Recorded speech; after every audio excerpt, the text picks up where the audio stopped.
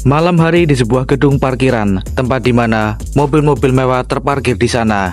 Dua orang yang punya bisnis gelap bersama Dark Lizard bernama Ishida dan Ito tengah menjalankan aksinya untuk mencuri sebuah mobil mewah di sana. Semua terpantau aman sampai di mana mereka tak hanya berdua, tapi ada juga pihak kepolisian yang sudah mengamati aksi mereka. Pihak yang berwenang hanya menunggu momen yang tepat untuk menyergap keduanya. Dan boom! Terjadi sebuah ledakan besar tak jauh dari posisi mobil yang akan dicuri Ishida dan Ito. Entah ini sudah direncanakan untuk menjebak atau aksi mereka ketahuan oleh para petugas kepolisian. Dan inilah chapter 16, kursi panas Presiden Aliansi Kurotaki. Kepulan asap akibat api yang menyala memenuhi area sekitar. Meski begitu, ada pihak yang meski tahu kejadian tersebut, mereka memilih untuk diam dan menyaksikan. Pihak tersebut siapa lagi jika bukan bos mereka dari Dark Lizard, Tenkai, dan juga tangan kanannya Masamune. Namun ada pula pihak yang tak menyangka atas kejadian ini, yaitu Genta, yang notabene adalah rekan kerjanya saat bekerja untuk pamannya. Terlebih kejadian tersebut terpantau menyebabkan kebakaran hebat di area sekitar. Terlihat dari pantauan laptop Genta yang terhubung dengan kamera pengawas. Meski ia terkejut dengan ledakan itu dan mengkhawatirkan kondisi para seniornya, tak ada yang bisa ia lakukan kecuali berdoa untuk keselamatan mereka. Dengan badan yang mulai gemetar serta air matanya mengucur deras, Genta tak percaya Tenkai membiarkan hal seperti itu terjadi begitu saja. Genta terus mempertanyakan hal itu pada Tenkai. Ia tak habis pikir dengan keputusan Tenkai hingga sampai tega berbuat demikian. Di sini Tenkai sebenarnya tertekan, namun ia berusaha untuk tetap tenang. Ia beralasan rencana itu dibuat karena ia menganggap Ishida dan Ito adalah teman. Tetapi Genta larut dalam emosi. Dia menyinggung soal janji yang dibuat Tenkai untuk selalu melindungi teman-temannya. Dan bukan komitmen seperti itu yang membuatnya mau bekerja untuk Dark Lizard. Genta sendiri punya kesan yang cukup positif ketika bersama Ishida dan Ito. Meskipun di satu sisi, keduanya sedikit bermulut kasar dan mengintimidasi. Tapi pandangan Genta pada Ito bisa dibilang sebagai seorang ayah yang baik dan peduli pada keluarganya. Dia sering membagikan bekal makanan lezat buatan istrinya pada Genta saat jam makan siang. Pun dengan Ishida yang berperan seperti kakaknya, ia dengan sabar mengajarinya semua hal tentang skill, terutama pekerjaan yang mengolah logam.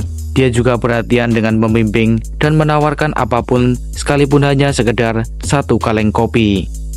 Genta tak kuasa membendung air matanya. Ia tak sampai hati membiarkan mereka mati sia-sia. Orang-orang yang sebenarnya berhati baik di matanya. Namun di sini Masamune menjelaskan secara perlahan. Ia berkata, jika Ishida dan Ito sudah terlalu banyak tahu tentang mereka, sehingga menyingkirkan mereka memanglah diperlukan. Setelah mendengar penjelasan Masamune, Genta terkejut karena ternyata Dark Lizard tak harus sampai membunuh keduanya hanya untuk menyingkirkan mereka. Masamune paham dengan perasaan Genta. Untuk itulah ia ingin Genta melihat lebih teliti ke titik di mana ledakan terjadi. Benar saja, keduanya masih hidup. Mobil yang sebelumnya meledak bukan mobil target mereka. Keduanya hanya ditangkap oleh pihak kepolisian. Terlihat di sini, mereka bahkan tak mengalami luka sedikit pun. Tentu ini adalah kabar baik bagi Genta, melihat dua seniornya masih hidup. Ya bagaimanapun, Masamune juga mempertimbangkan masalah lain yang mungkin muncul dan tak ada gunanya juga ia menyingkirkan dua orang pencuri mobil. Karena Dark Lizard sendiri sebenarnya telah berusaha untuk mengurangi semua kegiatan bisnis gelap mereka yang berurusan dengan pencurian mobil. Namun, dua pria ini masih rakus dengan pendapatan tambahan. Hal ini mengundang perhatian polisi. Untuk itu, mereka sengaja menjebak mereka agar mereka dikurung dalam penjara setidaknya untuk 2 tahun ke depan. Namun itu juga bukan tanpa alasan. Karena penjara adalah tempat teraman untuk mereka saat ini. Atau jika terus bersama Dark Lizard, bukan tak mungkin Ishida dan Ito hanya akan mati sia-sia tanpa sempat memperbaiki diri. Otak di balik ini semua adalah Tenkai. Sebagai pemimpin kelompok Dark Lizard, dia telah menimbang semuanya tanpa harus menimbulkan efek yang lebih buruk. Semua ini adalah awal karena masih ada banyak halangan dan rintangan yang tak terduga. Maka mereka harus lalui itu untuk mencapai tujuan. Disinilah peran Genta diperlukan sebagai motor penggerak geng ini sebelum nantinya mereka memenuhi ambisi dan meninggalkan segala aktivitas buruk mereka. Tenkai menepuk pundak Ginta. Dia bahkan tak ragu untuk menaruh seluruh kepercayaannya pada Ginta. Lalu ia pun berjalan ke arah mobilnya. Satu perubahan harus terjadi demi untuk membuka lembaran baru. Alasan kesembuhan ayahnya juga memaksa Ginta untuk bekerja sama dengan Masamune. Mereka berdua adalah penopang sekaligus orang yang akan mewujudkan ambisi balas dendam Tenkai. Lalu kita beralih sejenak ke SMA Susuran. Ya, ini adalah tempatnya orang-orang terburuk berkumpul, surganya para berandalan. Di pagi hari yang cerah itu, trio dari SMP Kodama, Kankan, Kenken, dan Tonton menyusuri lorong. Mereka menuju ke ruang guru. Oh tidak, maksudnya ke kamar pribadi sang Raja Iblis, Hanaki Kuriko. Tiga orang ini sama sekali tak mengindahkan peringatan yang tertera di pintu masuk, di mana siapapun orang yang masuk harus membayar 1.000 yen. Dan di kamar pribadinya, seperti biasa, Hanaki Kuriko hanya duduk menikmati sinar matahari pagi sambil membaca majalah dewasa. Waktu untuk menikmati momen yang paling disukai Kuriko menjadi terganggu dengan kedatangan tiga orang ini. Namun Kenken juga datang tanpa alasan. Ia datang hanya untuk menegur Kuriko. Setelah melepas sepatu, Kenken marah sambil menunjuk ke arah Kuriko karena Hanaki Kuriko sendiri telah menolak panggilan dari Mad Dog Susuran, Kato Hideyoshi. Kenken tak menyukai sikap Kuriko yang acuh tak acuh menanggapi panggilan Hideyoshi. Ia malah mengabaikan dan tak menemui seniornya itu. Namun kita tahu bagaimana sifat seorang Hanaki Kuriko. Ia tak punya kepentingan untuk menemuinya. Terlebih orang seperti Hideyoshi pasti akan merepotkannya. Oh iya, buat yang bertanya kenapa Kenken, Kankan, Tonton bisa dekat dengan Kuriko, alasannya karena mereka bertiga sekarang menjadi asistennya. Setelah tiga orang ini pernah menyelamatkan salah seorang pacar Hanaki Kuriko. Meskipun Kankan juga menyarankan Kuriko paling tidak datang menemui Hideyoshi, ia pun tak bisa terus menghindar dan bersembunyi di kamarnya yang nyaman. Bagaimanapun, sebelum semuanya menjadi begitu rumit untuknya, mereka hanya memberi saran pada Kuriko. Tetapi Kuriko memang cukup keras kepala, karena menurutnya, jika benar Hideyoshi ingin berbicara dengannya, maka dia yang harus datang menemuinya, dan bukan dia yang harus naik ke atap hanya untuk berbicara dengan orang yang tidak ia kenali. Mendengar itu sontak, Kenken memberitahukan bahwa tradisi di Susuran memang sudah seperti itu. Bahkan junior harus memberikan salam pada para senior. Naik ke atap dan bertemu mereka. Ia bahkan memohon pada Kuriko demi keselamatannya sendiri. Lagi-lagi Kuriko punya pemikirannya sendiri. Siapapun yang ingin mengenalnya, maka orang tersebut harus datang menemuinya. Lalu tiba-tiba dari luar kamarnya terdengar seseorang datang mengetuk pintu dengan keras.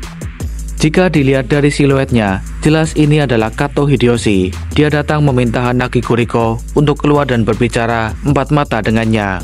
Untuk sesaat mereka terdiam mendengar kemarahan Hideyoshi. Kedatangan Mad Dog Susuran ke kamar Kuriko bahkan tak ada dalam bayangan mereka. Jelas mereka panik karena mereka tahu siapa itu Kato Hideyoshi. Akibatnya Kenken dan Kuriko terlibat dalam perdebatan serius. Kuriko meminta Kenken yang datang menemui Hideyoshi, sedangkan Kenken juga menyalahkan Kuriko yang terlalu lama hingga membuat senior mereka lelah menunggu. Sementara itu dari luar Hideyoshi sudah tahu jika Hanaki Kuriko ada di dalam kamarnya. Dengan teriakannya, Hideyoshi berulang kali menyerukan agar Kuriko cepat keluar. Bukannya keluar menemuinya, Kenken justru dibuat bingung dengan tindakan Hanaki Kuriko. Ya, Hanaki Kuriko justru berniat untuk melarikan diri melalui jendela. Ia sedang tak ingin direpotkan dengan perkelahian yang tak berguna. Dengan senyuman lebarnya, ia seperti orang yang tak bersalah menyerahkan semuanya pada teman-temannya. Dia percaya trio Kodama pasti bisa mengurus Hideyoshi.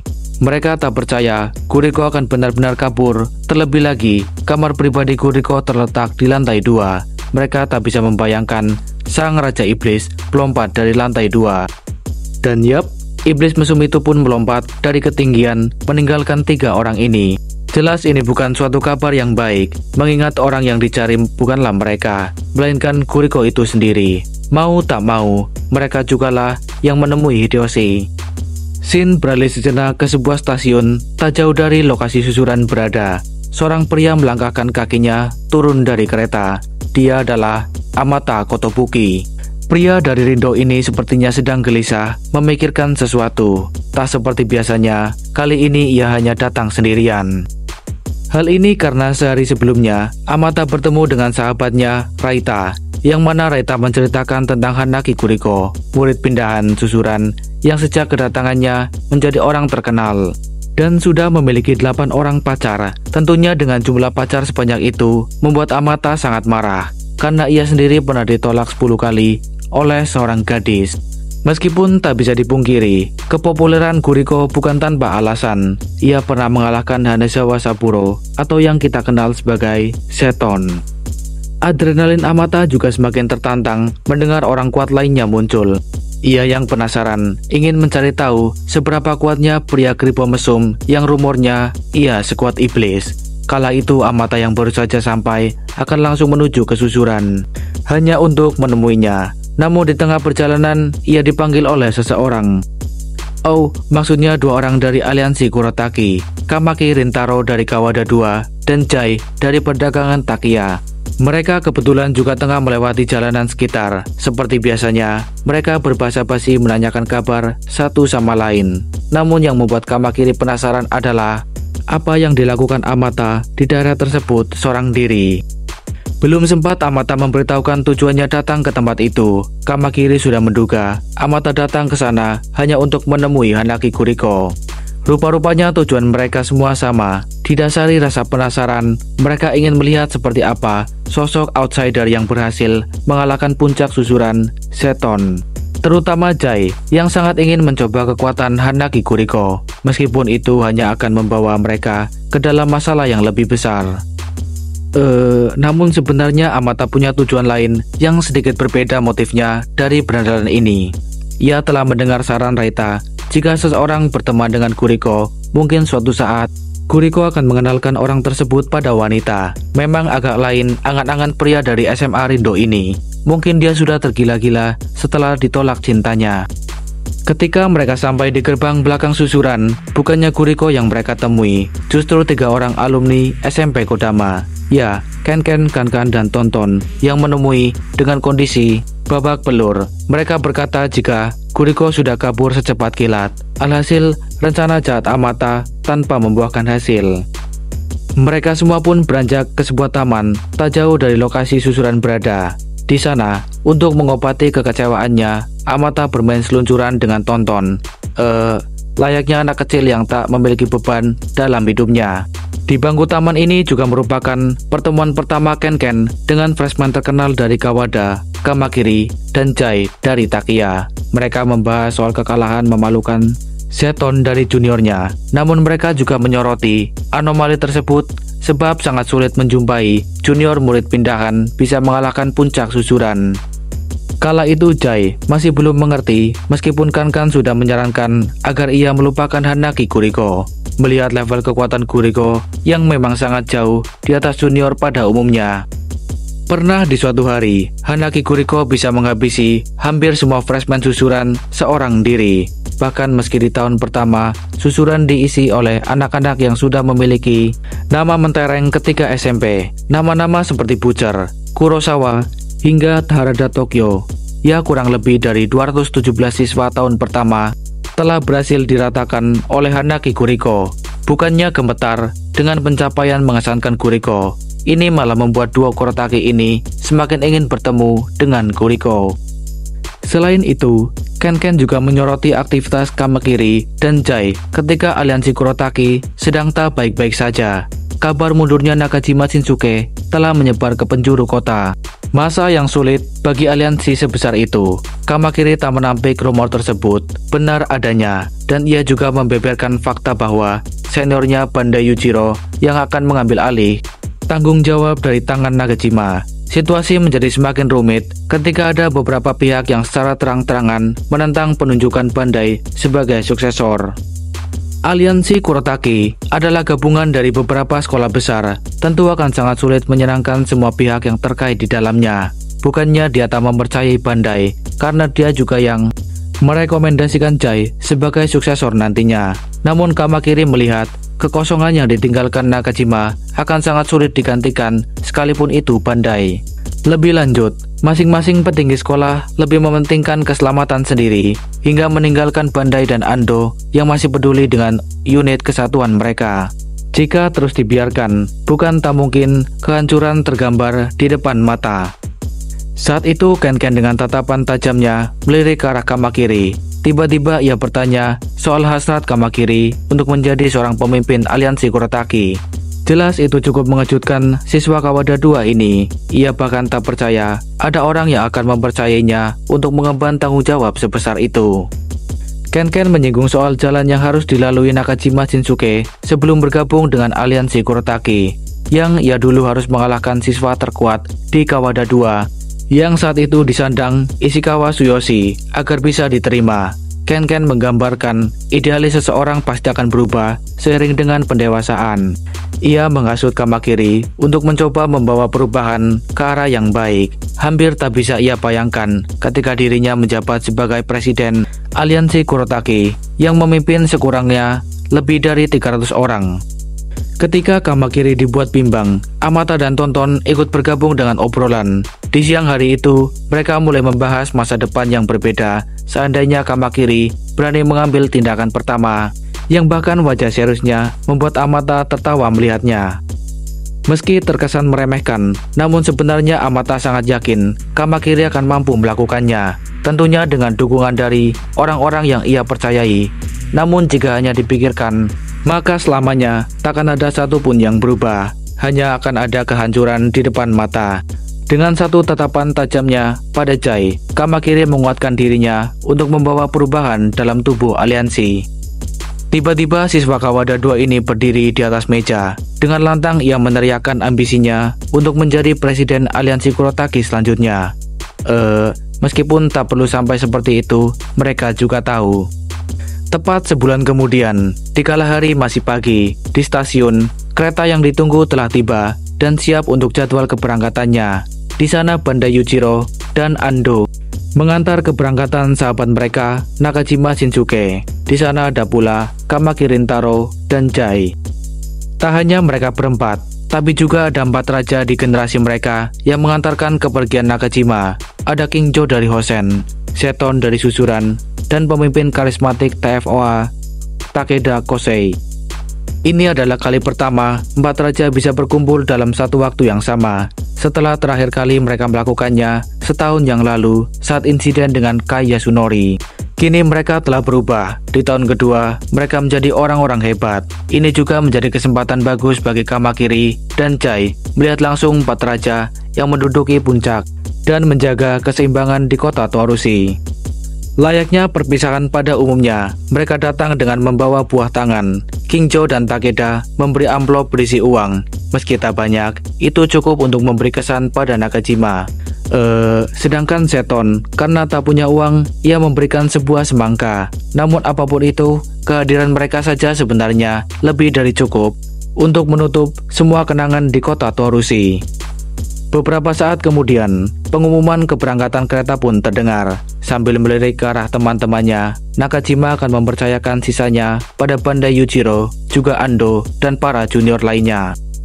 Kereta itu pun berangkat, meninggalkan kota Toarushi. Tepat di musim panas ini, berandalan yang pernah menorehkan beberapa pencapaian pun akhirnya meninggalkan kesan di kota ini. Tentu yang paling berat untuk ditinggalkan adalah Kamakiri. Sebagai juniornya, ia merasa sosok kakak dalam diri Nakajima Shinsuke. Berbeda dengannya, di sisi lain, Nanjuyuri telah menunggu momen ini. Dia telah siap untuk menjalankan rencananya. Dia bersama 3 orang eksekutif dari Kurotaki, dan juga dengan bantuan Dark Lizard, mereka akan menggulingkan aliansi Kurotaki. Pria licik dan misterius ini tak ingin membuang-buang waktu lagi. Ketika semua persiapan siap, mereka akan segera bergerak. Setelahnya ia berkumpul dengan pasukannya tepat di depan stasiun Ensakukoshi. Ya, gabungan pasukan junior aliansi Kurotaki dengan Dark Lizard siap untuk mengguncang era baru di bawah kepemimpinan Bandai Yujiro. Pasukan besar dan berbahaya ini akan saling bekerja sama untuk mencapai tujuannya. Di bawah komando Nanjuyuri, waktu yang ditunggu pun akhirnya tiba. Pensiunnya pemimpin absolut, Nakajima Shinsuke berhasil mengguncang aliansi Kurotaki. Berbagai pihak yang tak puas mencoba untuk mengambil alih Kurotaki. Di sana, ada geng semi kriminal, Dark Lizard, dan organisasi Yakuza, Saigo Ika, semuanya saling terikat. Selanjutnya, apakah yang akan terjadi? See you on next video, bye-bye.